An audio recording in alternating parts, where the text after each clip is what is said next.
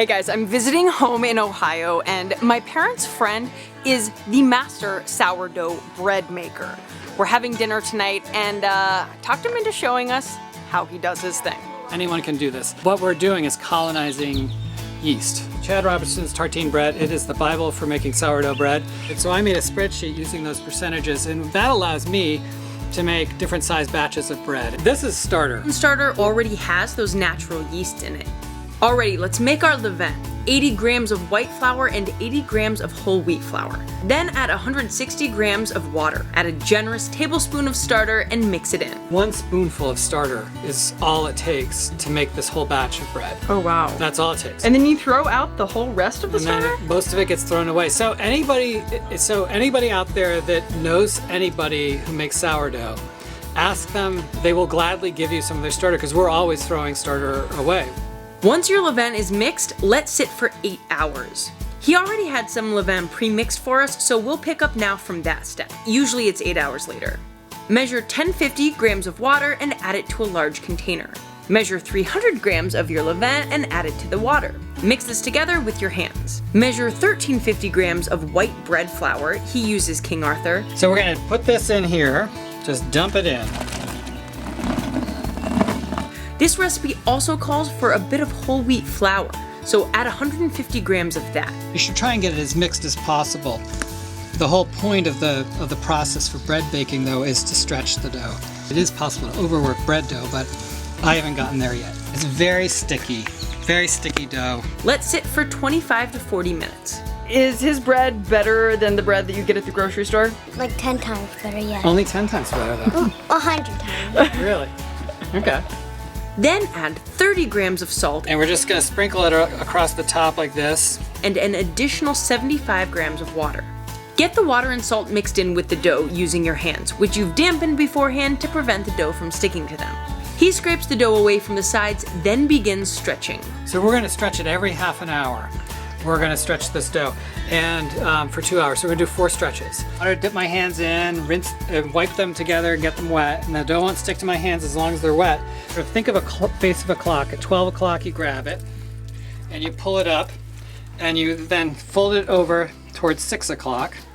And then you take the whole thing and turn it and you pull it up at 12 again. Repeat that 4 times total. What's cool about it is that every time you come back to the dough, every 30 minutes, it's a different animal. It feels a little bit different, and you can tell that it's progressing. And his son Luke joins us again. This is actually a great activity for children. It has, it's gooey, but it has air in it, which makes it like a little bit fluffy and poofy. After all 4 stretches are complete, then put this onto a floured table and cut in half. He weighs each half to make sure they're the same weight. Cover and keep in the fridge overnight. The next morning, take it out of the fridge about a half hour before you want to work with it. Sourdough won't have doubled in size like you might expect from other bread recipes, but you'll see that it's got some air bubbles. Now you'll cut that in half and weigh it to make sure both halves are even. Then cover your hands with flour and gently shape each half into a circle or a disc. Once you put a little bit of flour on it, it becomes easier to work with. It's not quite as sticky, but it's still going to be a wetter dough. Put it on the counter in a warm, draft-free place and cover with a cloth.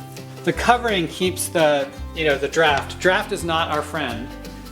Let rest for 25 minutes. Then it's time for bread baskets and final shaping. Coat the inside of this basket with a mixture of half and half half bread flour, half rice flour. Pull it, and you really want to stretch it. You don't want to break it. We're going to stretch really far this way. Again, really far this way. That way. We're doing one final one where we do this. It's pretty sticky when it gets to this stage. And so what you have to do is just be very patient and at this point be gentle and ginger with it, because you've just worked really hard to stretch it, create these air bubbles in the dough.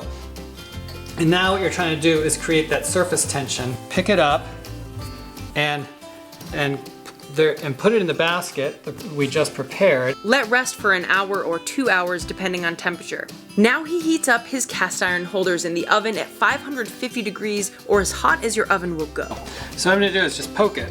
The indentation is staying there, which actually means the dough is ready. Then he adds a layer of the rice flour, white flour mixture on top. Then he inverts onto a pie or tart pan's circular bottom and brushes off the excess flour with his handy invention that I'll let him show you. Is a coffee stirrer with a double-edged razor blade attached to it so you can see.